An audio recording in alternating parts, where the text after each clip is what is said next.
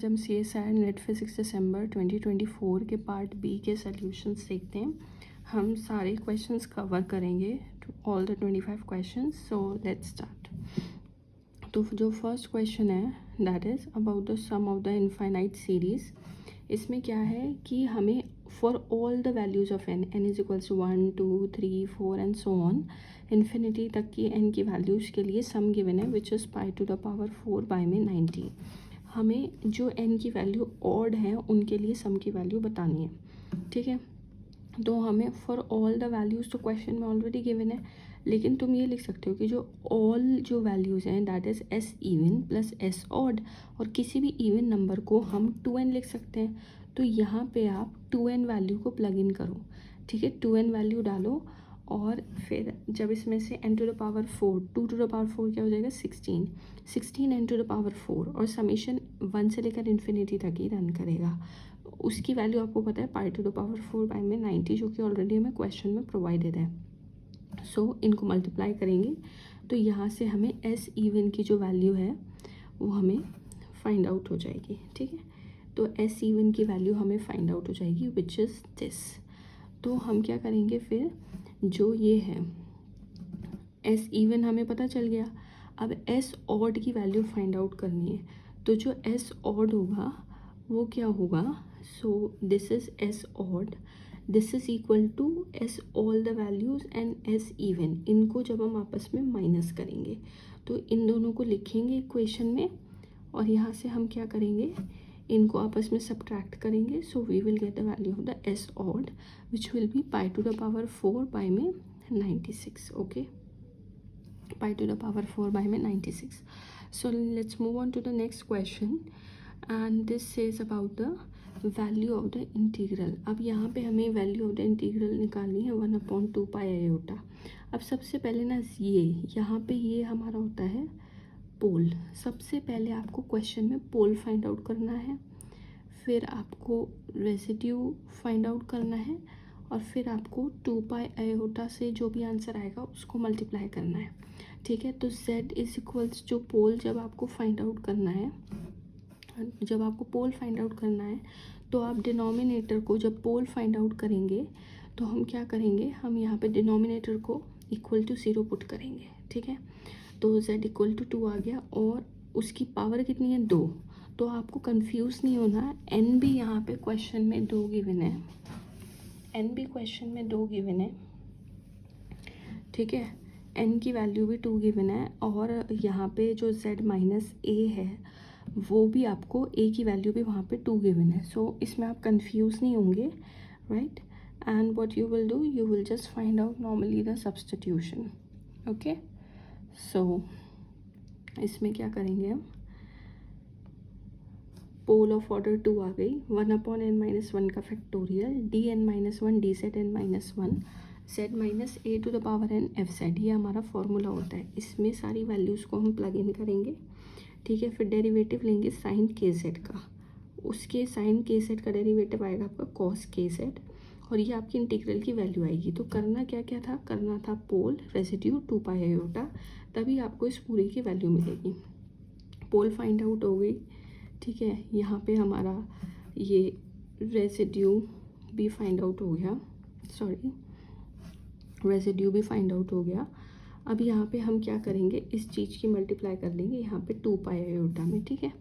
2 पाई iota में इसकी multiply कर देंगे and we will get the answer which is 5। Now we will start with the third question. It is, इसमें हमें एक ऑसिलोस्कोप LR सर्किट गिवन है, और उसमें क्या है R की वैल्यू 150 है, L हमें गिवन है, और ये एक बैटरी से कनेक्टेड है, यहाँ ग्राउंड है, और ये सब टू द ऑसिलोस्कोप कनेक्टेड है, ठीक है। When the circuit is driven by the battery B1, ये बैटरी B1 है, the VT graph for the resistor is given by, यहाँ पे ये जो रेजिस्टर लगा है R, इसके लिए ये जो VT ग्राफ है, ठीक है।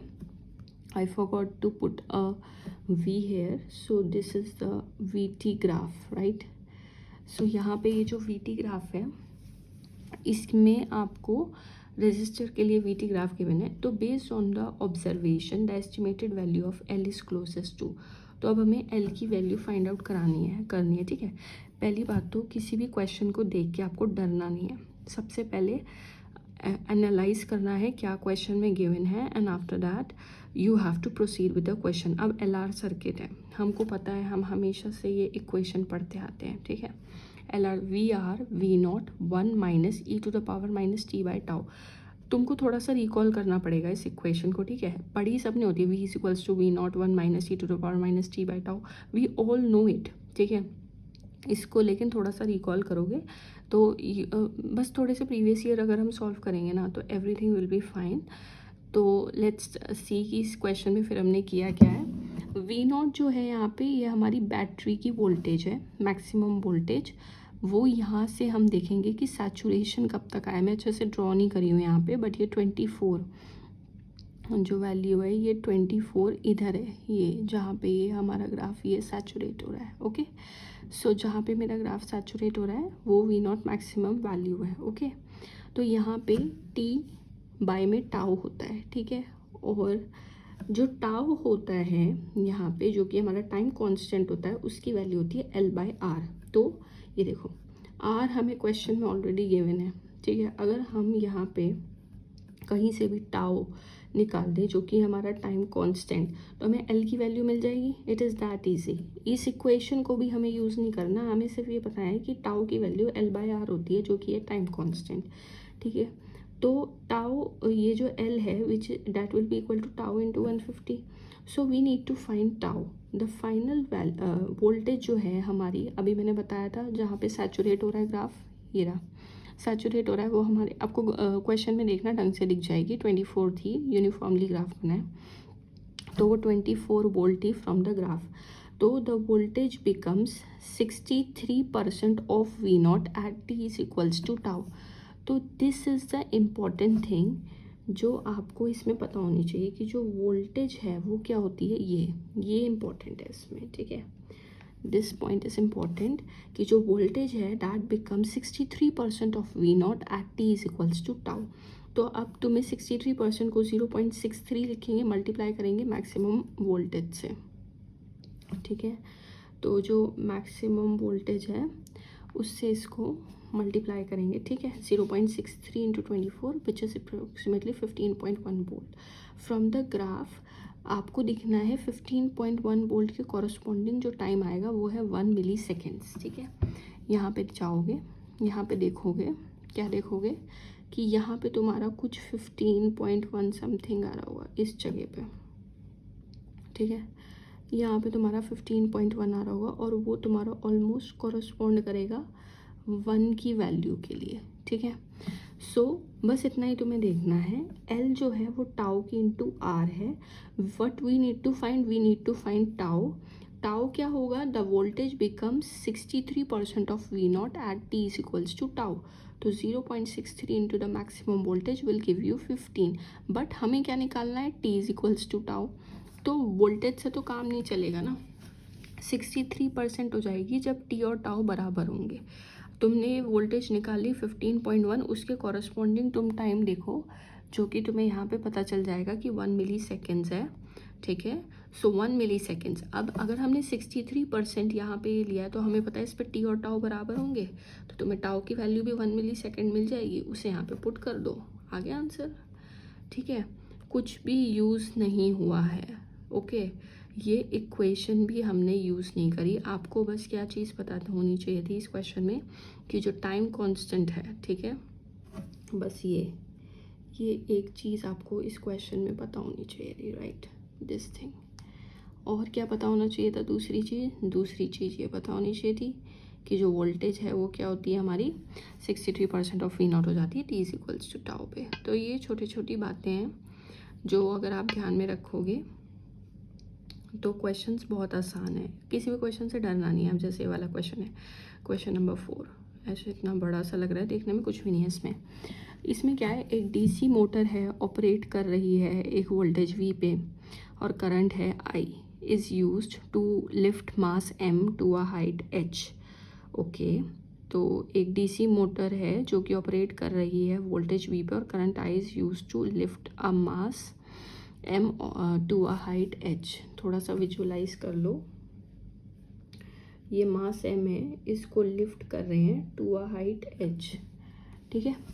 इसको लिफ्ट कर रहे हैं। हमें क्या है, the percentage uncertainty in the measurement of the time, ठीक है, of time t is 5% and the other parameters v, i, m and h are 1% each. तो हमें क्या बताना है, the uncertainty in the estimation of the efficiency. Efficiency उन्होंने खुद ही बता दिया फॉर्मूला में कि आउटपुट पावर बाय में input power of the motor. तो एफिशिएंसी उसमें हमें क्या बताना है, अनसर्टनिटी इन द मेजरमेंट बतानी है। तो आउटपुट पावर देखो क्या होगी, आउटपुट क्या होगा कि तुम्हें ये यहाँ पे ये जो v है और ये i, इससे हो क्या रहा है, ये जो तुम्हारा ये है मास m, ये लिफ्ट हो रहा है, ठीक है। जो पोटेंशियल एनर्जी मिल रही है उसको यहाँ पे देखो, ये पोटेंशियल एनर्जी मिल रही है हमारे ऑब्जेक्ट को, it is getting a potential energy mgh, getting it.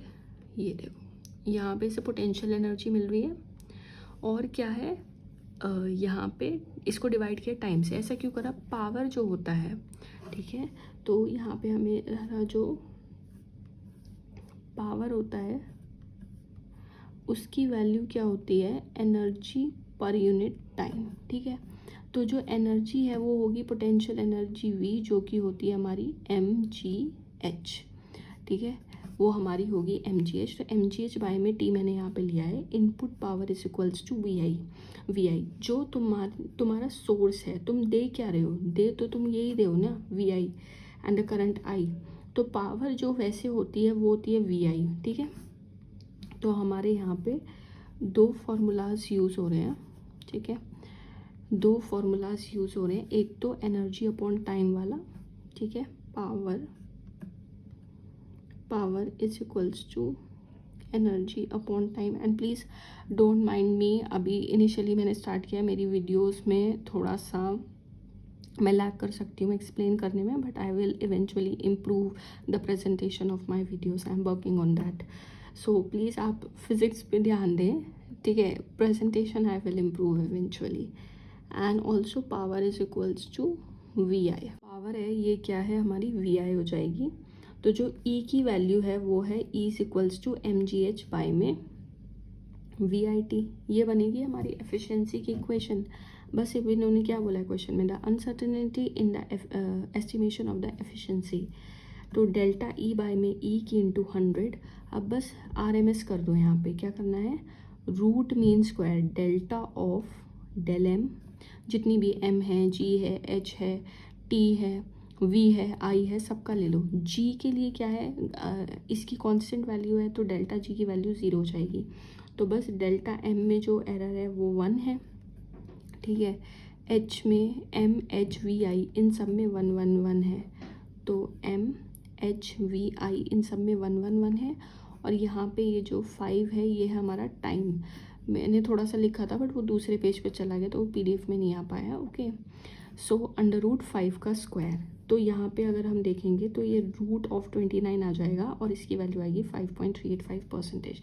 इसमें कुछ नहीं करना था, बस हमें RMS एरर निकालना था। और मेन चीज़ आपको ये पता करनी थी कि जो mgh, पावर को E/T भी लिखेंगे और पावर को VI भी लिखेंगे, बस उसके बाद RMS है। और देखो इसमें कंफ्यूज मत होना, the percentage uncertainty in the measurement of time t is 5%। ये ना तुम्हें ऑलरेडी इन्होंने ये सब परसेंटेज में ही दे रखा है, तो इसलिए यहाँ पे आपने डायरेक्ट वैल्यूज़ प्लग इन कर दी हैं सारी की सारी, ठीक है। तो जब ऐसा आपको डायरेक्टली गिवन होगा तो ज़्यादा दिमाग नहीं लगाना, बस अंडर रूट करना है, वैल्यूज़ को प्लग इन करना है, फाइंड आउट करना है, ठीक है। So now moving on to the next question, इससे भी नहीं डरना है, ओके। इसमें क्या है, इसमें हमसे बोला है क्वेश्चन में कि एक सर्किट गिवन है और उसमें R is connected in parallel with an ideal current source, ये ना हमारा करंट सोर्स, और R is connected in parallel with an ideal current source. The IV characteristics of the component was measured using a variable voltage source and an ammeter A. तो the arrow in the figure indicates the positive direction of the current, so the IV characteristics of the component is best represented by। अब हमें इसमें IV characteristic बतानी है। देखो सबसे पहले कुछ भी नहीं आ रहा ना दिमाग में, कुछ भी नहीं आ रहा तो तुम्हें ये पता है एटलीस्ट, ठीक है, कि इस क्वेश्चन में हमें क्या गिवन है, एक रेजिस्टेंस गिवन है, ठीक है, एक ये आई गिवन है और एक ये वोल्टेज सोर्स गिवन है। ओम्स लॉ तो पता है ना, V is equals to IR, ये लिख दो। ठीक है, इसको लिख दो ऐसे। ठीक है, उसके बाद इसमें क्या करेंगे हम, the arrow in the figure indicates a positive direction of the current. So हमें IV कैरेक्टरिस्टिक्स फाइंड करनी है, वो इसी से फाइंड आउट हो जाएगी। IV कैरेक्टरिस्टिक्स क्या होती है, तुमको यहाँ पे क्या करना होगा, तुमको यहाँ पे क्या करना होगा कि IV कैरेक्टरिस्टिक्स में क्या लोगे, पहले तो ये देखो डिपेंडेंट वेरिएबल क्या होगा, इंडिपेंडेंट क्या होगा।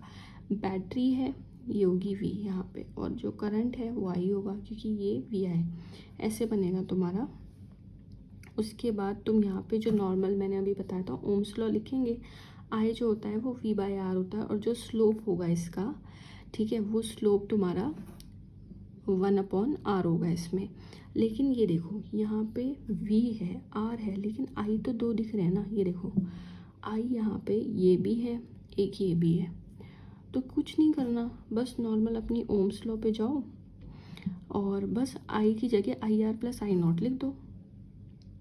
ठीक है, IR प्लस I0 लिख दो, and what you will get, अगर तुम इसको कन्वर्ट कर इसमें पुट करोगे, तुम्हें पता है IR जो होता है करंट, ये V में R होता है यहाँ पे, तो ये हो जाएगा Y is equals to MX plus C, ये हो जाएगा इंटरसेप्ट। ये तुम्हारा इंटरसेप्ट हो गया, 1/R तुम्हारा स्लोप हो गया, ये Y एक्सेस हो गया और V तुम्हारा X एक्सेस हो गया। अब यहाँ से क्या है कि जो तुम्हारा स्लोप है वो भी पॉजिटिव है और इंटरसेप्ट भी पॉजिटिव है, तो स्लोप भी पॉजिटिव है, इंटरसेप्ट भी अगर हमारा पॉजिटिव है, तो देखो ये ऐसे, ये देखो पॉजिटिव, स्लोप भी पॉजिटिव हो गया और यहाँ पे जो इंटरसेप्ट है वो भी हमारा पॉजिटिव हो गया। Got it. तो इस तरीके से हमारा ये ग्राफ बन जाए, इसमें कुछ भी नहीं करना था, बस ओम्स लॉ लगानी थी और V is equals to IR लिखना था। I 2 है, तो तुम्हें यहाँ पे वो करके जो इक्वेशन बनती 2I की, IR तुम्हें ऑलरेडी पता है वो V/R होता है, उसे पुट करना था और आ गया। ठीक है, कुछ भी नहीं था इस क्वेश्चन में। नाउ द क्वेश्चन 6 क्वेश्चन क्या कहता है हमारा, इसमें है एक स्पेरिकल कैविटी है of volume V is filled with thermal radiation at temperature T। Spherical cavity है, थर्मल रेडिएशन है। ठीक है, थोड़ा सा विजुअलाइज कर लेते हैं। स्पेरिकल कैविटी है, ठीक है, इसमें थर्मल रेडिएशन है, इसमें, और at a temperature T the cavity expands adiabatically to 8 times its initial volume। ठीक है, if sigma is the Stephen's constant and c is the speed of light then the work done in this process। तो पहले जो की है वो highlight कर लो। एक तो स्पेरिकल कैविटी क्या हो रहा है, वॉल्यूम 8V हो रही है और जो प्रोसेस है वो एडियाबैटिक प्रोसेस है।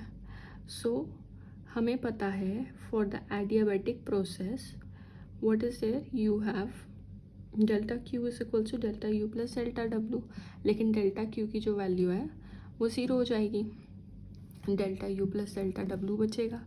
अब तुम्हें पता है कि ये जो U है, U यहाँ पे हमारा होता है, इसे हम कहते हैं ये क्या है, ये है एनर्जी डेंसिटी।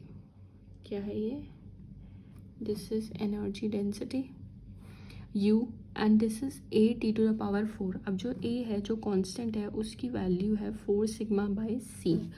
तो जो U की वैल्यू होगी, अगर तुम इस कांस्टेंट को, ये ब्लैक बॉडी रेडिएशन का क्वेश्चन है, नॉर्मल स्पेरिकल कैविटी है, वॉल्यूम V है, is filled with thermal radiation. तो ब्लैक बॉडी में तो यही होता था ना, एक कैविटी होती थी, उसके अंदर रेडिएशन तो होती थी, रेडिएशन जाती थी।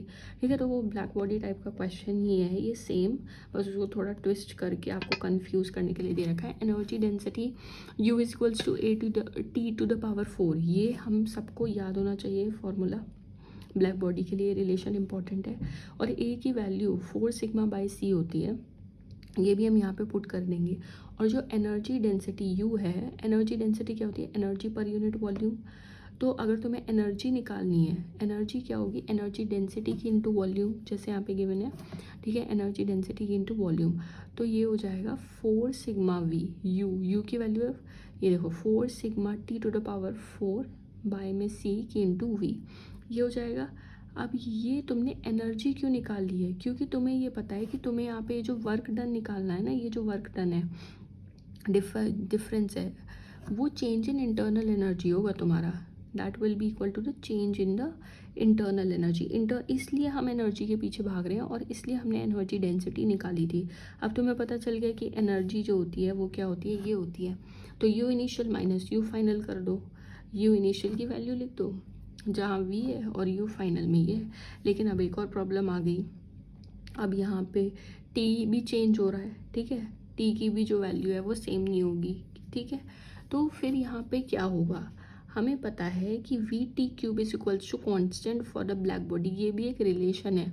अब इसमें अगर हम क्यों क्या कैसे करने लग गए तो उसका कोई फ़ायदा नहीं है। आप सिमिलर क्वेश्चंस को करने की प्रैक्टिस करें, ये चीज़ आपको याद होनी चाहिए। पहला इंटरनल एनर्जी डेंसिटी क्या होती है, उसके बाद आपको ये पता होना चाहिए कि energy density energy per unit volume होती है, वहाँ से आप एनर्जी निकाल लोगे। You initial minus you final करेंगे और वैल्यूज़ पुट करेंगे, और यहाँ मैंने जो कॉरस्पॉन्डिंग टेम्परेचर है उसको टी डैश ले लिया है, और जो ये वी टी क्यूब है वो एक कांस्टेंट होगा, ठीक है। ब्लैक बॉडी के लिए रिलेशन ट्रू होती है।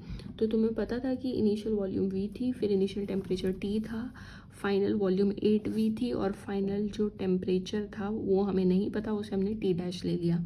तो जब हम इसे सॉल्व करेंगे तो हमें पता चलेगा कि जो फाइनल टेम्परेचर है टी डैश वो टी बाय में 2 है।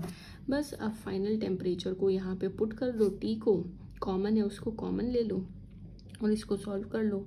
डेल्टा यू जो चेंज इन इंटरनल एनर्जी है corresponding to the work done, वो आपका निकल आएगा, जिसकी वैल्यू है 2 sigma V T to the power 4 by में सी, ठीक है। सो नाउ क्वेश्चन नंबर 7, इसमें क्या है कि एक बॉक्स है, उसकी वॉल्यूम वी है, contains 5 identical but distinguishable particles which are non interacting और डिजेनरेसी गिवन है। तो the number of the accessible microstates corresponding to the total energy 2E। अब देखो, अगर हमें 2E एनर्जी करनी है तो दो पार्टिकल को अगर इधर डालेंगे तो एक की एनर्जी ई होगी, दूसरे की भी ई होगी, तो दोनों की मिला के 2E हो जाएगी, 5 पार्टिकल हैं, और बाकियों को हम 0 पर रहने देंगे, ठीक है। तो the total number of microstates ways to choose 2 particles. अब तुम्हें 2 पार्टिकल सेलेक्ट करने हैं, और वो पार्टिकल क्या है, डिस्टिंग्विशेबल है। यहाँ पे सारे के सारे जितने भी पार्टिकल्स हैं यहाँ पे डिस्टिंग्विशेबल हैं। तो यहाँ पे टोटल नंबर ऑफ माइक्रोस्टेट्स जो होंगी वो क्या होंगी, ways to choose the 2 particles. अब तुम्हें 5 में से, क्योंकि ये पार्टिकल सारे डिस्टिंग्विशेबल है, कोई भी पार्टिकल हो सकते हैं, कोई भी 2 पार्टिकल हो सकते हैं, तो 5C2 कॉम्बिनेशन बन जाएगा। अब वो जो 2 पार्टिकल्स हैं, ठीक है, एक्साइटेड स्टेट में रह सकते हैं, तो एक पार्टिकल के पास 2 स्टेट्स हैं, ठीक है, रहने के लिए। तो 2 पार्टिकल पे कितनी स्टेट्स हुई, 4 स्टेट्स हुई, ठीक है। तो यहाँ पे ways to choose the 2 particles कितने होंगे, और हर पार्टिकल अगर एक पार्टिकल है तो वो इन दोनों स्टेट में जा सकता है। तो यहाँ पे पहले तुमने क्या करा, 2 पार्टिकल डिसाइड करे, वो 2 पार्टिकल तुम्हें क्या बतानी है, माइक्रो स्टेट्स बतानी है। अब वो जो 2 पार्टिकल हैं, अगर मान लो एक ही पार्टिकल होता तो वो किन्हीं 2 स्टेट्स में जाता, तो स्टेट्स भी तो मल्टीप्लाई कर देनी पड़ेंगी।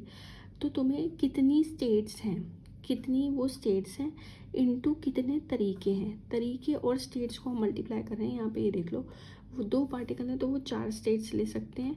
तो यहाँ पे हमें वो मिल गए कि कितने कॉम्बिनेशंस बन सकते हैं जिसमें कि 2 पार्टिकल्स ऊपर आ जाएं, ठीक है, वो तुम्हें मिल जाएंगे, और यहाँ पे तुम्हें 4 स्टेट्स मिल जाएंगे। अगर तुम इन्हें मल्टीप्लाई करोगे तो ये 40 आ जाएगा। इस क्वेश्चन में आपको मेन चीज़ यही देखनी है कि यहाँ पे कितनी स्टेट्स हैं, क्या पूछे उन्होंने, माइक्रो स्टेट्स।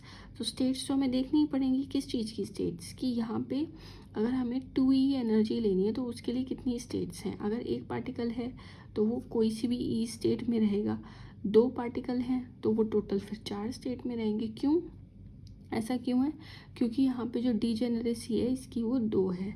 तो अगर एक भी पार्टिकल है तो वो दोनों जो डीजेनरेट स्टेट है उनमें से किसी भी एक में रह सकता है। आई होप आपको ये मेथड समझ में आ गया होगा। So let's move on to the next question which is the photographic film question. भी काफ़ी इजी और अच्छा क्वेश्चन है। इसमें क्या है कि एक जो फोटोग्राफिक फिल्म है, उस यहाँ पे फिल्म दिख रही है आपको, is expose to light, light beam आ रही है, the electric field of the light causes the film to turn dark after chemical processing. A photographic film of thickness 50 nanometer is kept inclined to a shiny metal surface at an angle theta. Theta पे ये inclined है. तो after exposing the film to linearly polarized light, beam of lambda is equals to 500 nanometer incident normally to the metal surface. It developed periodic bright bands. So we can explain this observation as a proof of, अब तुम वैसे ही देख लो कि जैसे periodic bright bands है तो तुम्हारे दिमाग में कौन सा फिनोमेना आता है, इंटरफेरेंस। लेकिन फिर भी इसमें ये बता रखा है मैं क्वेश्चन में कि एक लाइट बीम आ रही है, ये एक फिल्म है और ये एक मेटल सरफेस है। अब जो फिल्म है उस पर हमने लीनियरली पोलराइज लाइट बीम डाली है, नॉर्मली डाली है, और क्या हो रहा है, मेटल सरफेस के नॉर्मल ही है, ठीक है। तो हमें क्या दिखा, एक पीरियोडिक ब्राइट बैंड्स दिखे। तो ये पीरियोडिक ब्राइट बैंड्स हमें क्यों दिखे, ये हमें ऑप्शन सब गिवन है कि interference between the incident wave and the wave reflected from the surface of the metal, या डिफ्रैक्शन हुआ है, या interference of light due to the presence of the photographic film. अब यहाँ पे या फिर पोलराइजेशन हुआ है। तो अब हमें ये तो पता है या तो इंटरफेरेंस हुआ है या तो डिफ्रैक्शन हुआ है, इसलिए तुम्हें फ्रिंजेस मिले, ठीक है, बैंड्स मिले। अब यहाँ पे तुम क्या देखोगे कि तुम्हें ऐसे फिगर गिवन है, यहाँ पे ये मेटल सरफेस गिवन है जो कि रिफ्लेक्ट करता है बिलो से, और यहाँ पे ये फिल्म गिवन है। अब जो फिल्म है वो पार्शली रिफ्लेक्ट करती है from the top of the film. तो टॉप से क्या होगा, जो लाइट है वो पार्शली रिफ्लेक्ट हो जाएगी, और बाकी क्या होगा, जो लाइट ट्रांसमिट हो जाएगी फिल्म से नीचे आ जाएगी, मेटल सरफेस पर ट्रांसमिट हो जाएगी। फिर जो मेटल सरफेस पे जो लाइट ट्रांसमिट हो गई वो रिफ्लेक्ट करेगी from the metal surface below, तो फिर वो भी आएगी। तो these two reflected waves will interfere, ठीक है। और जो ये स्लाइट इंक्लिनेशन है ना, ये एंगल थीटा की, ये तुम्हें नेसेसरी पार्ट डिफरेंस दे देगा। तो यहाँ पे इंटरफेरेंस भी हो रहा है, थीटा एंगल तुम्हें पार्ट डिफरेंस भी दे रहा है। तो ये क्या है, interference between the incident wave and the wave reflected from the surface of the metal, दोनों का फिनोमिना है। So option 1 is correct. Question देख के डरना नहीं है, सॉल्व करने की कोशिश करनी है। नाउ क्वेश्चन नंबर 9, इसमें क्या है कि एक ग्रेटिंग स्पेक्ट्रोमीटर है in vacuum illuminated by 500 nanometre light, ठीक है। एक ग्रेटिंग स्पेक्ट्रोमीटर है, इल्यूमिनेटेड है लाइट से, gives first order spectrum at an angle of 20 degree when the vacuum chamber is filled with argon gas at a pressure P, this angle is. अब हमें ये बताना है कि पहले नॉर्मल वैक्यूम था, ठीक है, ग्रेटिंग स्पेक्ट्रोमीटर वैक्यूम में था, ठीक है। तो अगर उसको इल्यूमिनेट किया 500 नैनोमीटर की लाइट से, तो हमें फर्स्ट ऑर्डर स्पेक्ट्रम मिला। अब हमने क्या किया, अगर हमने वैक्यूम चैम्बर को आर्गन गैस से फिल्ड कर दिया, तो अब वो जो एंगल हमें 20 डिग्री मिल रहा था, ठीक है, जो first order spectrum at an angle of 20 degree मिल रहा था, अब वो एंगल बढ़ेगा कि घटेगा। अब तुम नॉर्मल सी कॉमन सेंस देखो, अगर आर्गन के एटम्स आ गए तो क्या होगा, वैक्यूम में कोई चीज़ आसानी से मूव कर सकती है, या आर्गन के एटम्स होंगे तो मूव कर सकती है। तो अगर वैक्यूम वहाँ पे है पहले तो ये एंगल अच्छा है, लेकिन अगर कुछ भी हिंड्रेंस आ गई तो वो एंगल कम ही होगा। तो decreases due to the increase in the refractive index of the medium. Simple सी बात है, इसे तो सोचना ही नहीं, बट फिर भी you should know how to proceed in this question. तो जो ग्रेटिंग इक्वेशन होती है वो होती है d sine theta is equals to n lambda, lambda is equals to, अगर वैक्यूम है तो एन की वैल्यू 1 है, कुछ भी नहीं होगा। लेकिन अगर तुम्हारा कोई भी मटेरियल है जिस पे रिफ्रैक्टिव इंडेक्स है उसका, तो जो वेवलेंथ है वो तुम्हारी कम हो जाएगी, ठीक है। अब तुम्हें लाइट की फ्रीक्वेंसी तो देखो नहीं बदलती, तुमने कभी पढ़ा है कि एक मीडियम से दूसरे मीडियम में जाने पे लाइट की फ्रीक्वेंसी बदल जाए, ऐसा कभी नहीं होता। तो लेकिन जो वेवलेंथ है रिफ्रैक्टिव इंडेक्स में वो तुम्हारी बदल जाएगी, ठीक है। और जो डी है वो हमारा कांस्टेंट है, इंटरप्लेनर स्पेसिंग कांस्टेंट है, फर्स्ट ऑर्डर है वो भी कांस्टेंट है, तो साइन थीटा लैम्डा के प्रोपोर्शनल है। अब लैम्डा रिफ्रैक्टिव इंडेक्स की वजह से घट जाएगा तो थीटा भी तुम्हारा घट जाएगा, तो decreases due to the increase in the refractive index of the medium is the right answer for this question, okay. अब हम चलते हैं नेक्स्ट क्वेश्चन पे। इसमें क्वेश्चन नंबर 10, इसमें क्या है, इसमें एक सोडियम लैम्प गिवन है, ये रहा सोडियम लैम्प, ये रही स्लिट, ये रही फ्रेस्नेल बाइप्रिज्म और ये रही स्क्रीन, ये सेटअप हमें गिवन है। इसमें अब लैंग्वेज देखते हैं, लैंग्वेज में क्या है। Now the length of the slit is larger than the base of the biprism, ये तो दिख ही रहा है कि जो लेंथ है स्लिट की वो बाइप्रिज्म के बेस से बड़ी है। The pattern of the illumination on the screen is best described bye, अब हमें ये बताना है कि the pattern of the illumination, जो स्क्रीन पे जो पैटर्न है वो किससे सबसे अच्छा हम बता पा रहे हैं कि फ्रिंजेस हैं दोनों एक्स या वाई डायरेक्शन में, ऑलमोस्ट यूनिफॉर्म इल्यूमिनेशन है यहाँ पे, हॉरिजॉन्टल फ्रिंजेस हैं जो कि प्रोड्यूस हुई हैं अलोंग द एक्स एक्सिस, या horizontal fringes periodic only along the y axis, ठीक है, ये सब हमें बताना है। तो नॉर्मली इस क्वेश्चन में क्या है कि सोडियम लैम्प है, स्लिट है, फ्रेस्नेल बाइप्रिज्म है, ठीक है। तो यहाँ पे एक स्क्रीन है। इस क्वेश्चन को अप्रोच करने की तरीका क्या है कि हॉरिजॉन्टल स्लिट है जो कि एक सोर्स है, ये देखो यहाँ से स्लिट आई, यहाँ पे तुम्हारा सोर्स था, अब ये फ्रेस्नेल बाइप्रिज्म में आई, ठीक है। तो इसे ये देखो, ये स्लिट थी, यहाँ से सोडियम लैम्प की लाइट आई, ये इसमें से ये देखो ये निकली लाइट, यहाँ से निकली, ये निकली होगी लाइट, ठीक है। अब लाइट जब इसके सरफेस पे ये ऐसे पड़ी होगी तो फिर ये ऐसे, अब ये दो वेव फ्रंट्स में डिवाइड हो जाएगी, ठीक है, फिर ये स्क्रीन पे जाएगी। तो आगे हम देखते हैं होता क्या है, ठीक है, लेट्स सी।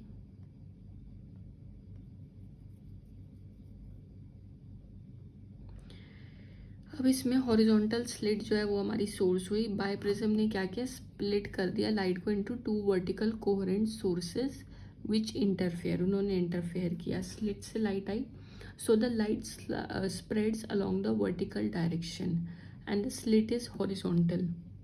अगर स्लिट हॉरिजॉन्टल है तो जो लाइट है हमारी उसकी स्प्रेडिंग जो होगी, लाइट की जो स्प्रेडिंग है वो ऐसे होगी, वर्टिकल डायरेक्शन में होगी, ऐसे तो ना कि हॉरिजॉन्टल में ऐसे ऐसे ऐसे स्प्रेड होगी।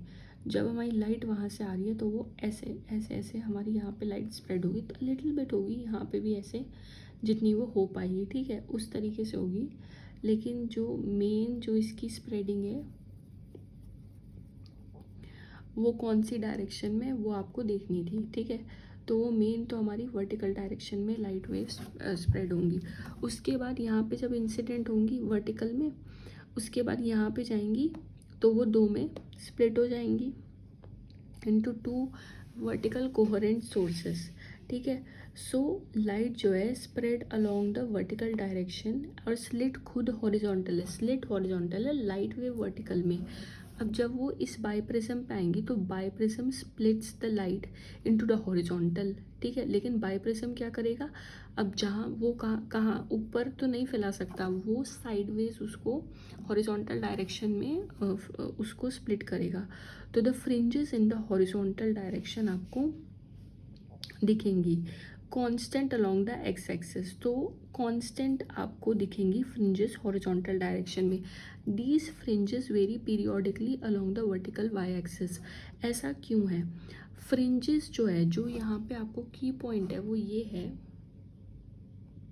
इस क्वेश्चन का जो की पॉइंट है वो ये है, ये चीज़ याद रख लो, ठीक है, इस चीज़ को याद रख लो कि जो फ्रिंजेस हैं, ठीक है, वो हमेशा फॉर्म होती है perpendicular to the line of the joining of the two sources.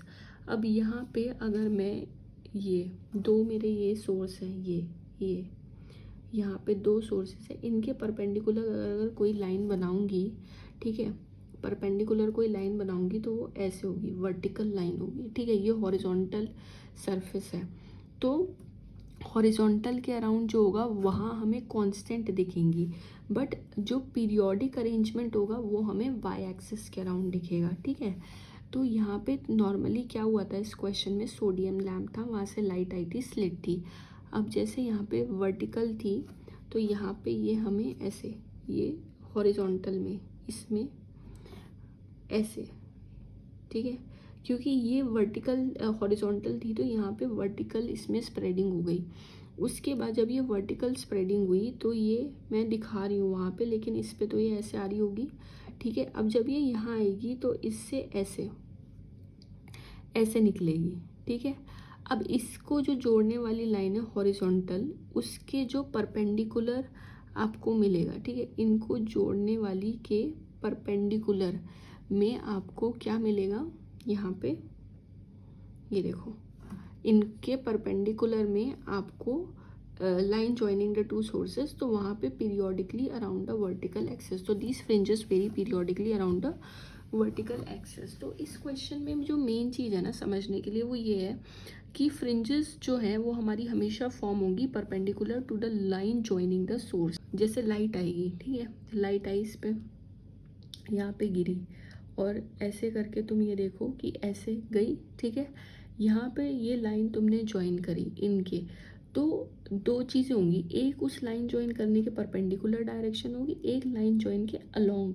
Along में तुम्हारी जो फ्रिंजेस बनेंगी, अलोंग में जो फ्रिंजेस बनेंगी वो होंगी कांस्टेंट, ठीक है।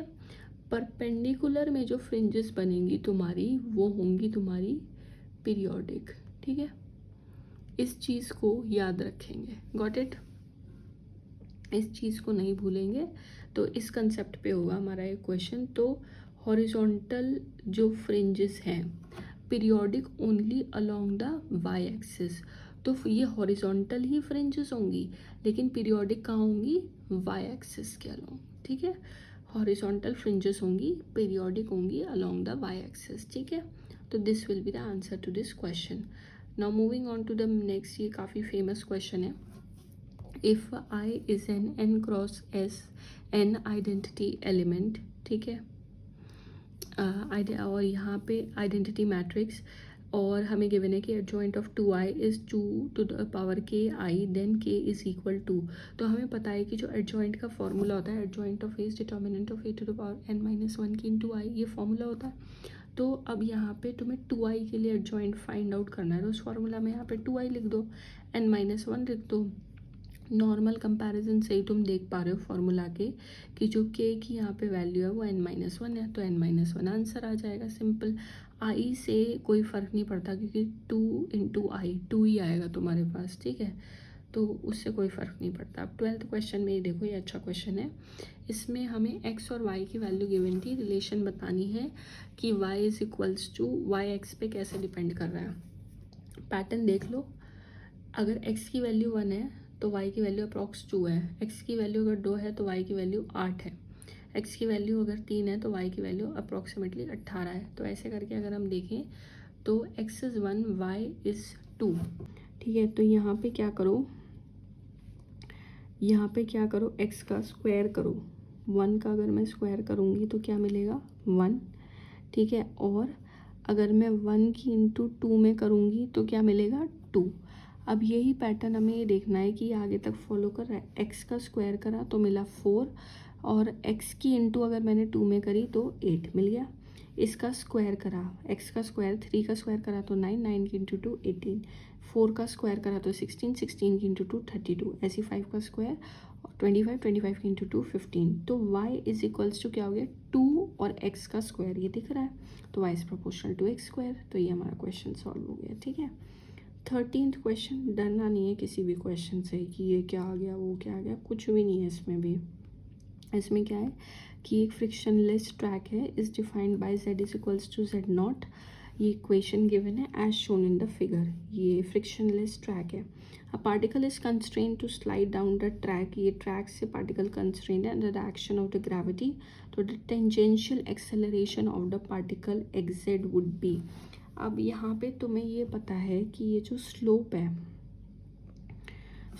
है यहाँ पे, ये तुम्हारा tan थीटा होता है, ठीक है। ये एंगल तुम्हारा यहाँ पे बना थीटा, ये थीटा बना, ओके।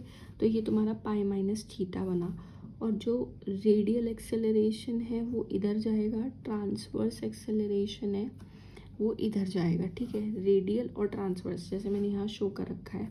तुम्हें क्या निकालना है क्वेश्चन में से, तुम्हें निकालना है टेंजेंशियल एक्सेलरेशन, AT निकालना है, और यहाँ पे G भी है।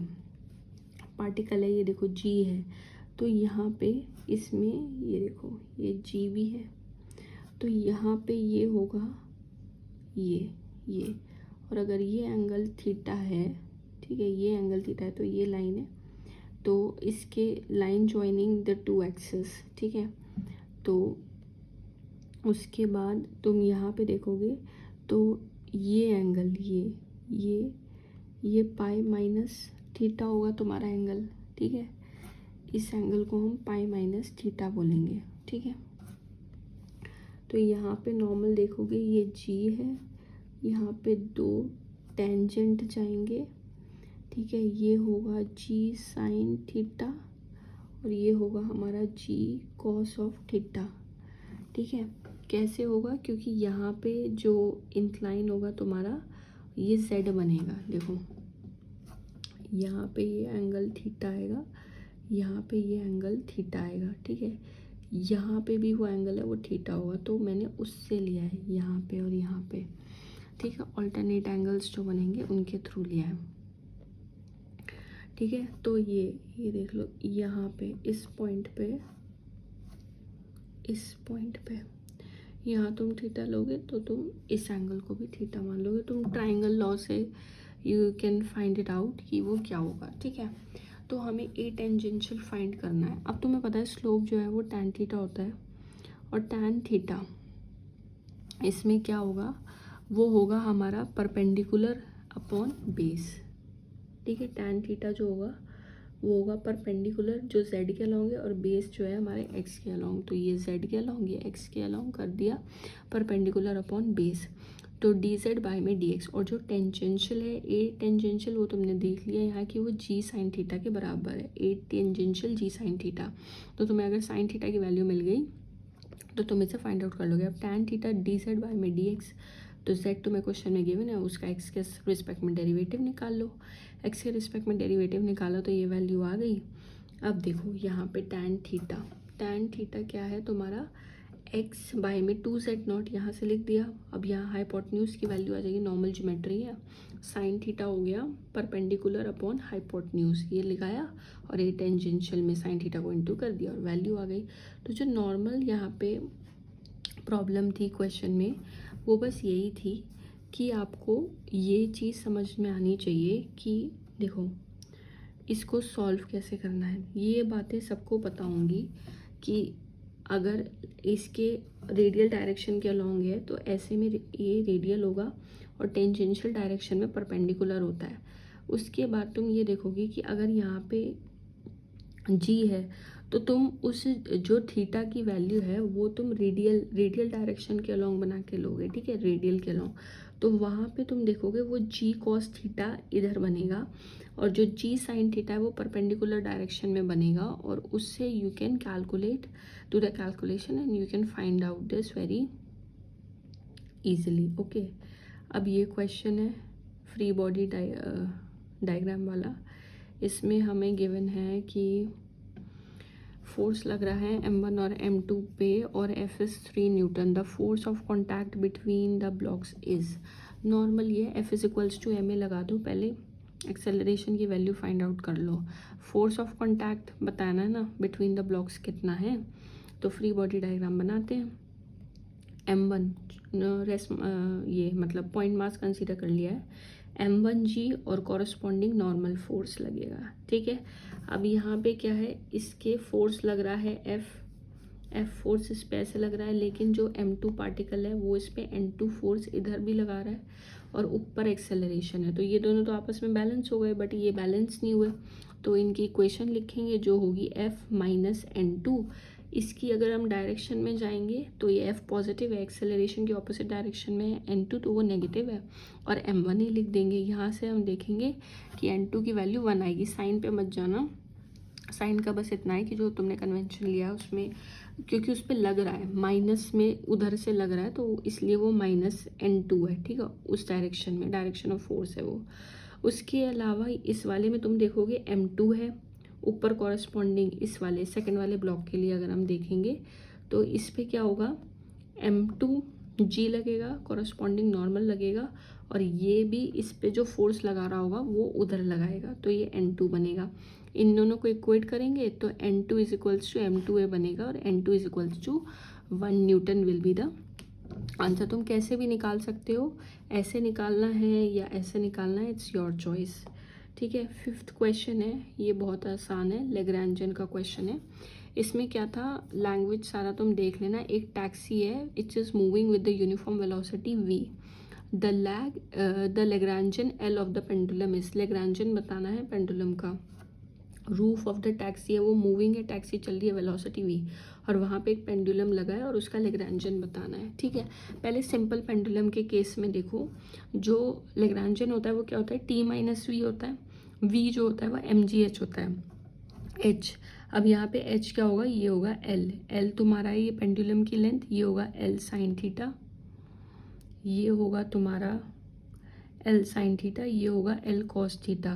तो जो हाइट है ये होगी ये वाली, ठीक है, दैट विल बी तुम्हारी हाइट हो जाएगी। उसके बाद क्योंकि वो नीचे की डायरेक्शन में तो इसलिए मैंने यहाँ माइनस लिया है और माइनस mgl कॉस थीटा हो जाएगी। पोटेंशियल एनर्जी तो हो गई। अब मेन बात है कि इसमें काइनेटिक एनर्जी कैसे लिखें, तो इसके लिए मैं ये ट्रिक यूज़ करती हूँ। ट्रिक भी नहीं है, ये बस एक नॉर्मल तरीका है कि जब तुम पोलर कोऑर्डिनेट्स में लिखते हो, ये प्लेन पोलर कोऑर्डिनेट है, तो यहाँ पे तुम्हें याद होगा कि यहाँ पे याद कर लो कि half m r dot square plus r square theta dot square ये होता है। ठीक है, ये हम लिखते हैं। अब इसमें r डॉट और r स्क्वायर थीटा डॉट, जो कि यहाँ पे r की जगह l है, ये भी l है। ठीक है, तो इसमें तुम देखो r डॉट, r तो चेंज नहीं हो रहा, लेंथ ऑफ द पेंडुलम तो नहीं चेंज हो रही, तो वो 0 है, लेकिन उसके परपेंडिकुलर डायरेक्शन में l थीटा डॉट है और यहाँ पे वेलोसिटी है, तो वेलोसिटी और l थीटा डॉट के बीच में वही एंगल है, ये थीटा। थीटा ले लो उसे, और v नॉट तुमने पढ़ा था कि जो नेट वेलोसिटी है वो a square plus b square plus 2ab cos theta होती है। नॉर्मली उसको लिख दो बस मैग्नीट्यूड में, और यहाँ पे हाफ m v नेट का स्क्वायर है तो इसका स्क्वायर कर दो, इस वैल्यू को यहाँ पे लिख दो और हाफ m v इसको सॉल्व करो and you will get this. अब बस लेग्रांजन में वैल्यूज प्लग इन कर दो, तो तुम्हारा जो लेग्रांजन की जो नॉर्मल इक्वेशन है वो आ गई, which is half m l square and this thing. Okay, now question number 16। अब 16th क्वेश्चन में क्या है कि एक मास है, वेलोसिटी v है with respect to the observer on the earth. Mass है, वेलोसिटी v से ऐसे नीचे आ रहा है, एक ऑब्जर्वर अर्थ से देख रहा है, उसके अकॉर्डिंग ये वेलोसिटी है, लेकिन ये पार्टिकल का वो गिवन है life time with respect to the particle itself. ठीक है, तो ये इसका टाइम गिवन है कि इसको इतना, लाइफ टाइम नहीं सॉरी, इसका टाइम गिवन है कि इसको इतना टाइम, ट्रू टाइम इसके रिस्पेक्ट में गिवन है। तो the distance in the earth frame travelled by the elementary particle before it decays is closest to. ठीक है, तो हाँ ये लाइफ टाइम ही है यार, इसमें ये है कि by the elementary particle before it decays is closest to, तो ये तो इसके रिस्पेक्ट में इसका ट्रू टाइम है। तो तुम नॉर्मल जाओ बिल्कुल कि स्पीड जो है वो डिस्टेंस अपॉन टाइम होती है, तो डिस्टेंस स्पीड इनटू टाइम होगा। अब ये तो अर्थ के अकॉर्डिंग ही गिवन है, तो वेलोसिटी तो यही रहेगी, क्योंकि हमें क्वेश्चन में भी यही पूछा है कि distance in the earth frame, earth के फ्रेम में बताना है, तो स्पीड यही रहेगी। टाइम निकालना है, लेकिन टाइम अर्थ के फ्रेम में बताना है, तो तुम्हें पता है टाइम डायलेशन का जो फॉर्मूला होगा वो क्या होगा, t is equals to t naught under root 1 minus v square minus c square. अब ये तुम्हें क्वेश्चन में गिवन है, इसको लगा देंगे यहाँ पे। ठीक है, इसको यहाँ पे लिख देंगे, इसको सॉल्व करेंगे तो यहाँ तुम्हें को टाइम मिल जाएगा, इनको मल्टीप्लाई करेंगे, बस सिंपल नॉर्मल कैलकुलेशन है। 43 किलोमीटर्स अराउंड आया था अप्रॉक्स में, तो 42 किलोमीटर ऑप्शन में से मैच होके we will get that as the answer. अब ये क्वेश्चन बहुत अच्छा है, क्वेश्चन नंबर 17, इसे समझेंगे अच्छे से। इसमें क्या है कि एक पार्टिकल एनर्जी ई से मूव कर रहा है, दूसरा पार्टिकल रेस्ट पे है, इसके साथ ये कोलाइड करता है। ठीक है, ये पार्टिकल मूव कर रहा है और ये पार्टिकल रेस्ट पे इससे कोलाइड करता है। हमें बताना है minimum value of e so that after collision, इसकी क्या मिनिमम वैल्यू हो कि कोलिजन के बाद there may be 4 particles of rest mass m naught. ठीक है, रेस्ट मास एम नॉट के 4 पार्टिकल्स होने चाहिए। तो नॉर्मल भी तुम लिख सकते हो 4 एम नॉट सी स्क्वायर, लेकिन वो देखो ये पार्टिकल है, इस पे एनर्जी है, इसकी एनर्जी ई लिख दी, वो रेस्ट पे है, उसकी एम नॉट सी स्क्वायर लिख दी। ठीक है, ई स्क्वायर जो टोटल एनर्जी है वो इस वाले केस में इन दोनों का हो गई स्क्वायर। ठीक है, इस केस में वो रेस्ट मास, अब ये रेस्ट पे तो नहीं रहेंगे ना, मोमेंटम भी होगा उनका सेंटर ऑफ मास फ्रेम में। ठीक है, क्योंकि कंजर्वेशन ऑफ मोमेंटम वॉयलेट होती है अगर तुम यहाँ पे ना लिखो। रेस्ट पे 4 लोगों की टक्कर होगी, चारों के चारों रेस्ट पे तो नहीं रह सकते ना, टक्कर हुई और वहीं के वहीं रुक जाए, नहीं, this is not possible, momentum भी वहाँ पे होगा। ठीक है, तो जो तुम्हारी नॉर्मल इक्वेशन होती है वो होती है ई square is equals to P square C square plus am not square C to the power 4। यही मैंने यहाँ पे लिखी है, और ये भी तुम्हारा ये ई स्क्वायर है। ठीक है, ये टोटल ई स्क्वायर है इन दोनों के, इस पे एनर्जी है तो इसकी वैल्यू ये हुई, इस पे रेस्ट मास है तो इसकी वैल्यू यही हुई, इसका स्क्वायर कर दिया। ठीक है, इनका यहाँ पे मैंने स्क्वायर कर दिया। ठीक है, तो यहाँ पे ये इनकी टोटल एनर्जी हुई, इस पार्टिकल पे एनर्जी इतनी थी, इस पे एम नॉट सी स्क्वायर थी, इस पे इनका स्क्वायर कर दिया, तो ये यहाँ पे ई स्क्वायर हो गया, यहाँ पे p square C square m not C square, लेकिन एम नॉट वो 4 पार्टिकल्स में, तो इसलिए मैंने 4 लिखा है। ठीक है, पी स्क्वायर सी स्क्वायर लिखा है। ओके, तो ये होगा, इस सिचुएशन को फॉर्मूला लगा के एक्सपैंड कर लो, उसके बाद समझ में आ गया होगा आई होप। यहाँ पे क्या हुआ है, ये ई स्क्वायर है, ये पी स्क्वायर सी स्क्वायर है, ये m not square C to the power 4 है, लेकिन उसको मैंने 4 में डिवाइड कर दिया है क्योंकि यहाँ पे 4 एम नॉट ये होंगे और यहाँ पे उन सब पे मोमेंटम होगा p square C square. Also you know that e square is equals to P square C square m not square C to the power 4। इसको सब्सटीट्यूट करना पड़ेगा क्योंकि ये हमें नहीं चाहिए, हमें वैल्यू किसकी बतानी है, हमें वैल्यू बतानी है ई की। ठीक है, ई की हमें वैल्यू बतानी है इस क्वेश्चन में, तो पी ये सब्सटीट्यूट कर लोगे E square minus M not C square से, यहाँ पे ऐसे ये सब्सटीट्यूट हो जाएगा, ये ई स्क्वायर से ई स्क्वायर कैंसिल हो जाएगा, एम नॉट सी स्क्वायर को वहाँ ले जाओगे माइनस हो जाएगा, और 14 m not square C to the power 4, ये हमारा आंसर आ जाएगा। मेन चीज़ ये था जो एज इट इज़ ज़्यादा दिमाग नहीं लगाना, वही लिख देना है। एनर्जी ई है, ई लिख दी एम नॉट सी स्क्वायर, लेकिन तुम्हें पता है ये अगर e plus am not C square ये एनर्जी होती है, तुम्हें लिखना होता है ई स्क्वायर, और p square C square m not square C to the power 4 यहाँ पे लिखते हैं। ठीक है, बस इसी इक्वेशन को बनाना है ये।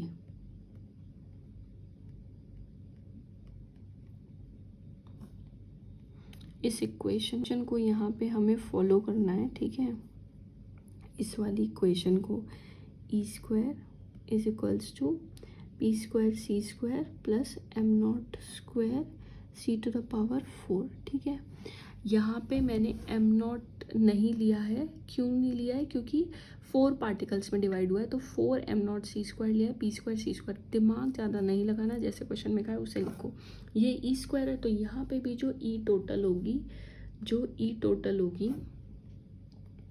ई टोटल पहले नॉर्मल क्वेश्चन में जैसे बोला उस पे एनर्जी ई थी, वो रेस्ट पे था तो वो एम नॉट सी स्क्वायर। ठीक है, लेकिन हमें यहाँ पे ई टोटल है, ये ई टोटल है और ये ई स्क्वायर है, तो इसका भी हमने स्क्वायर कर दिया, यहाँ पे दोनों का स्क्वायर कर दिया, कंपेयर कर दिया। यहाँ पे पी स्क्वायर एक्स्ट्रा आ रहा था तो उसको सब्स्टिट्यूट करने के लिए ये इक्वेशन दोबारा से यूज़ करी, ई को यहाँ सब्स्टिट्यूट करा और सॉल्व कर लिया। ठीक है, 18 क्वेश्चन है, बहुत ईजी है, इसमें भी कुछ नहीं करना। एक पार्टिकल है मास एम का, एक क्यूबिकल बॉक्स में है, मतलब किस में है, एक 3D बॉक्स में है, 3D बॉक्स, क्यूबिक है ना, तो 3D है। The potential inside the box आपको गिवन है is 0 and infinite outside infinite है। If the particle is in an energy state this a possible wave function बताना है पार्टिकल का। तुम्हें पता है कि 3D में है तो nx square N Y square N Z square इन सबको ऐड करना होगा पाई स्क्वायर एच का स्क्वायर, और ये ए तक है तो 2ml² होता है वो फॉर्मूला। तो इसको 7 इसके इक्वल रख देंगे हम, जो टोटल एनर्जी गिवन है, और यहाँ से जो कट रहा है उसको कैंसिल कर देंगे हर चीज़ को, और यहाँ पे हम देखेंगे nx², ny², nz² 14 आएगा। 14 आने के लिए n की क्या वैल्यूज़ होनी चाहिए, 1 2 3 वैल्यूज़ होनी चाहिए, ठीक है। 1 का स्क्वायर, 2 का स्क्वायर 4 और 3 का स्क्वायर 9, तो ऐड करेंगे तो 14 आ जाएगा, ठीक है। तो बस अब वेव फंक्शन लिख दो। वेव फंक्शन कैसे लिखेंगे, √2 बाई में a साइन n x में कौन है 1, y में कौन है 2 पाई y बाई में a, z में कौन है 3 पाई z बाई में a। आ गया वेव फंक्शन, ठीक है। नॉर्मली करना था, कुछ नहीं था इसमें। Next question, perturbation.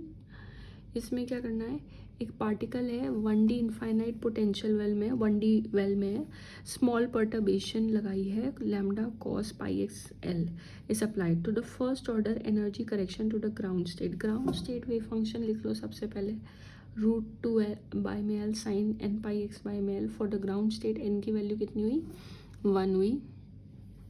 उसके बाद शाई जो है √2 बाई में L sine pi X by में एल, ठीक है। ये तुम्हारा वेव फंक्शन आ गया ग्राउंड स्टेट के लिए। अब पर्टर्बेशन का ये फॉर्मूला होता है, ठीक है, शाई जो भी तुम्हें पर्टर्बेशन गिवन है विद द शाई, जिस स्टेट में, जैसे इसमें ग्राउंड स्टेट में तो ग्राउंड स्टेट में, और ये तुम्हारी पर्टर्बेशन हो गई। अब इसको लगाएंगे, 0 से L लेंथ है उसमें, तो ये हो गया ground state wave function, ground state wave function, बीच में पर्टर्बेशन। अब इसको सॉल्व करेंगे। अब यहाँ पे क्या करो, साइन स्क्वायर को t ले लो, अब कॉस ले लो, तो कॉस को dt ले लो, इसको सॉल्व कर लो, दोबारा से वैल्यूज पुट करो, when you will solve you will get the value 0, कुछ भी नहीं था इसमें, ठीक है। Psi h dash psi, this was very easy question, you can just see it one more time, okay. So let's move into the next question. इसमें क्या है, सेम हमेशा देखो क्वांटम में हमेशा ये वाला जो क्वेश्चन होता है ना, शाई फाइनल, शाई इनिशियल, मॉड स्क्वायर, ये होती है हमारी प्रोबेबिलिटी। इसमें हमेशा क्वेश्चन आता है, ये क्वेश्चन हमारा ऐसा ही है। क्यों, इसमें हमें एक इलेक्ट्रॉन है, is in the spin state this, ये इस स्टेट में है, मतलब शाई इनिशियल हो गया इन द SZ बेसिस, ठीक है। बस तुम ये देख लो कि वो इसमें है, शाई इनिशियल ये हो गया, ठीक है। अ measurement of SX is made on this state. अब SX मेजरमेंट तुमने इसमें बनाई है, the probability of getting h⁻² and -h⁻²। अब तुम्हें इसमें एटलीस्ट ये चीज़ पता होनी चाहिए कि जो SX की वैल्यू रहती है, अगर अप स्पिन में है तो 1/√2 1 1 होती है, और अगर डाउन स्पिन में है तो 1/√2 1 -1 होती है। अब वो बोल रहा है अप में तो शायद फाइनल होगी ये, और ये कैट और ब्रा, तो ब्रा अगर नोटेशन है तो इसमें तुम्हारा वो बनेगा, रो बनेगा, ठीक है। और ये कैट है, कैट वेक्टर जो है वो तुम्हारा कॉलम में आएगा, कैट को हम कॉलम में लिखेंगे। इनको सॉल्व करेंगे और प्रोबेबिलिटी निकालनी। प्रोबेबिलिटी क्या होती है, शाई फाइनल शाई इनिशियल मॉड का स्क्वायर। तो पहले शाई फाइनल शाई इनिशियल निकालो, फिर उनके मॉड का स्क्वायर कर दो। When you will solve it you will get the value of 1/2। Similarly इसमें करना है -h⁻² वैल्यू के लिए डाउन स्पिन में ये शाई फाइनल शाई इनिशियल सेम रहेगी। शाई फाइनल यहाँ लिखी और शाई इनिशियल सेम थी पहले की तरह। अब इसको जब हमने सॉल्व किया तो वही सेम 1/2 वैल्यू आएंगी, तो 1/2 इज द आंसर, ठीक है। प्रोबेबिलिटी ये होती है।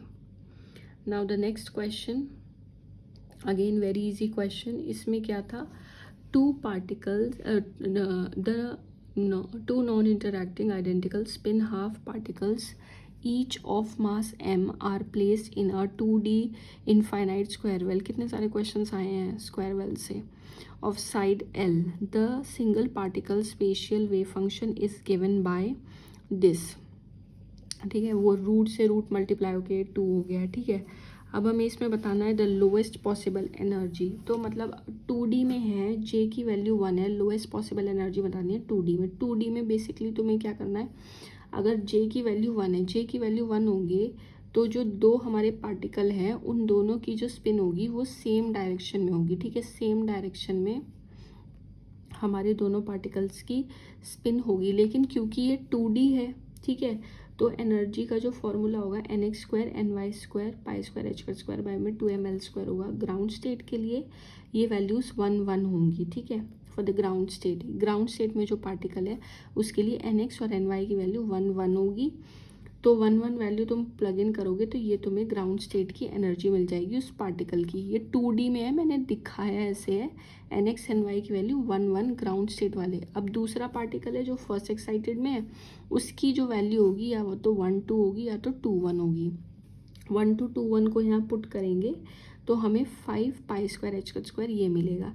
अब हमें क्या बताना है, the lowest possible energy eigen value, बस इन दोनों को ऐड कर दो आपस में, तो 7 बाय में 2 π² h² बाय में 2ml² आपका आंसर मिल जाएगा, ठीक है। सो इस क्वेश्चन में बस हमें यही बताना था कि if the particles are in a total spin state j = 1 and m = 0, तो the lowest possible energy eigen value. अच्छे से कैलकुलेट करेंगे, आराम से हो जाएगा। बहुत ही ईजी क्वेश्चन अगेन। इसमें क्या था, एक स्पेयर है विद यूनिफॉर्म चार्ज, ठीक है, स्पेयर है उस पर यूनिफॉर्म चार्ज है और मास डेंसिटी है, having the total charge q and mass m, rotate कर रहा है about an axis through its centre with angular velocity omega.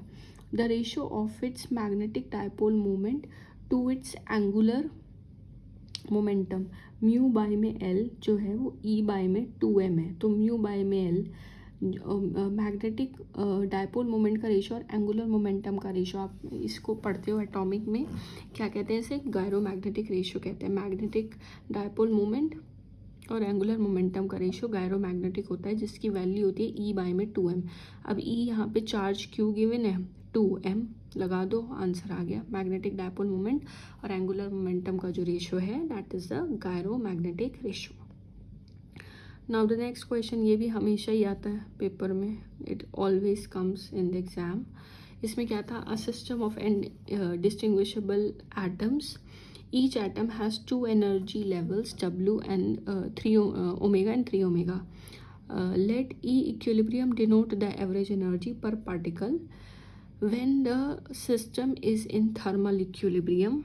Thermal equilibrium में है तो the upper limit of E equilibrium is, तो हमें क्या बताना है, अपर लिमिट एनर्जी। तो एवरेज वैल्यू ऑफ एनर्जी निकालनी है बेसिकली इस क्वेश्चन में। तो एवरेज वैल्यू में हम क्या करते हैं, बेसिकली हम e की इंटू e⁻ बीटा e करते हैं, और यहाँ पे नीचे आता है पार्टीशन फंक्शन, ठीक है, ये पार्टीशन फंक्शन है। जो पार्टीशन फंक्शन है z वो नॉर्मली होता है e⁻ beta e। Partition function नीचे आता है और जो हमारी एनर्जी मल्टीप्लाई करके आती है ये हमारी ऊपर वैल्यू आती है, ठीक है। तो इसमें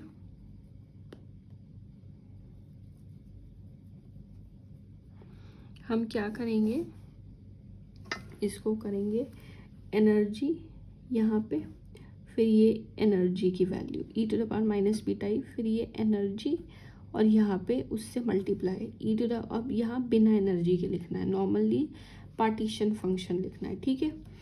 तो पार्टीशन फंक्शन लिख देंगे यहाँ पे हम नीचे, ऐसे लिखते हैं एनर्जी को, इसको देख लो कैसे लिखना है, एनर्जी की इंटू e⁻ बीटा e और फिर दोबारा एनर्जी की इंटू e⁻ बीटा e, वही जो एनर्जी है उसी से, ठीक है। फिर नीचे पार्टीशन फंक्शन नॉर्मली होता है e⁻ बीटा e।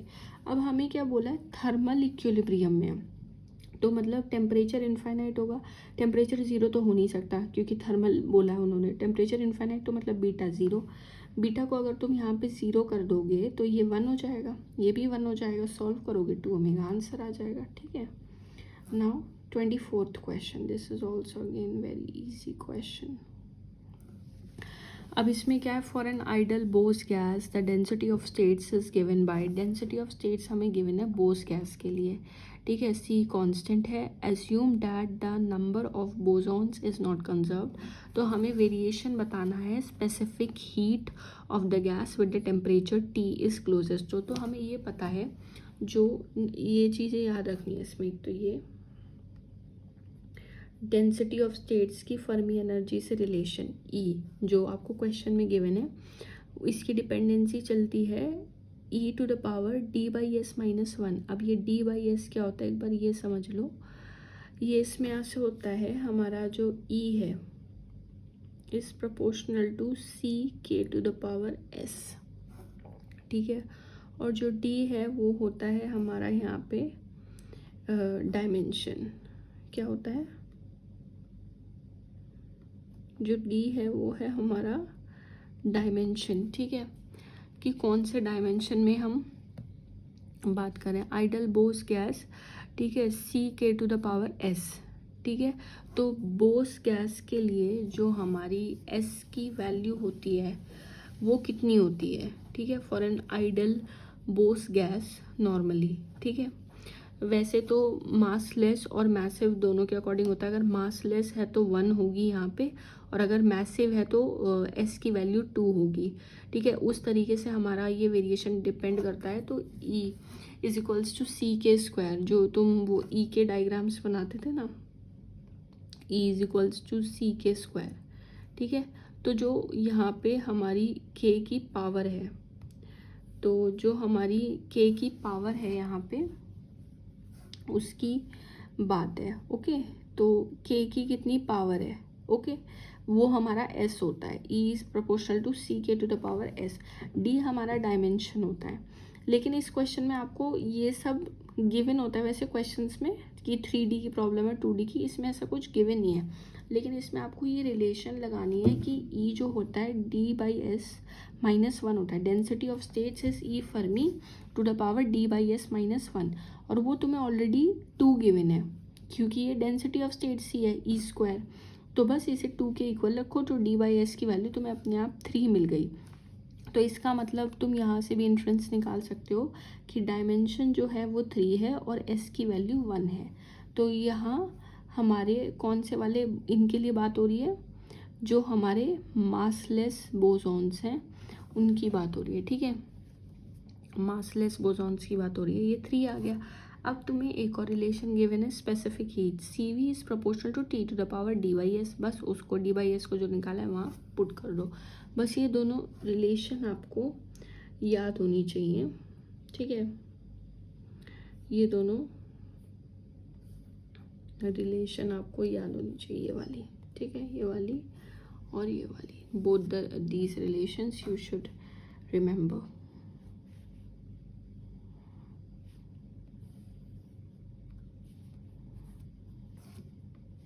ठीक है। You should remember these relations, okay. Now the output of the circuit is shown. जब भी ओपैम्प का क्वेश्चन आएगा तो हमेशा क्या करेंगे, क्वेश्चन से बिल्कुल भी नहीं डरना है, नॉर्मली उसको सॉल्व करना है। सॉल्व कैसे करना है, बहुत कुछ इन्फॉर्मेशन गिवन थी क्वेश्चन में। तो output of the following circuit is always found to be zero. इस सर्किट की जो आउटपुट है वो हमेशा जीरो है। Such an observation can be due to, ऐसा क्यों हुआ होगा। अब तुम्हें ऑप्शंस पढ़ के भी कर सकते हो, वो एक तरीका है।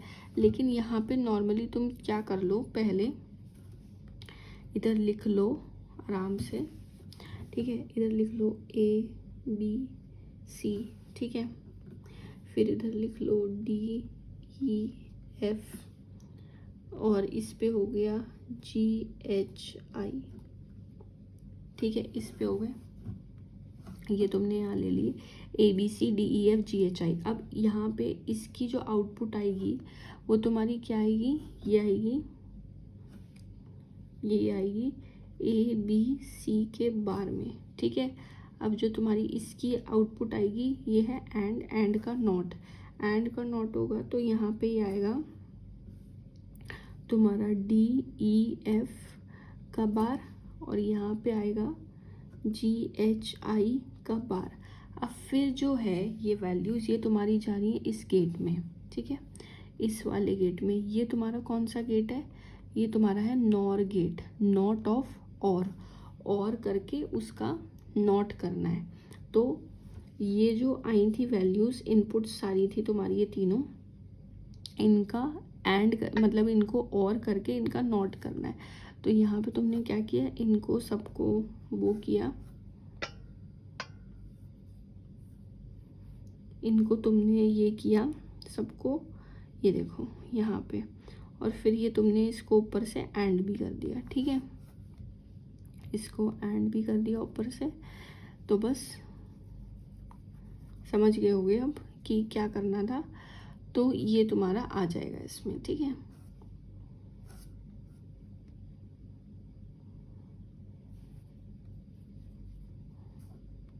अब इसमें ये था, सो ये तुम्हारी आउटपुट आ जाएगी।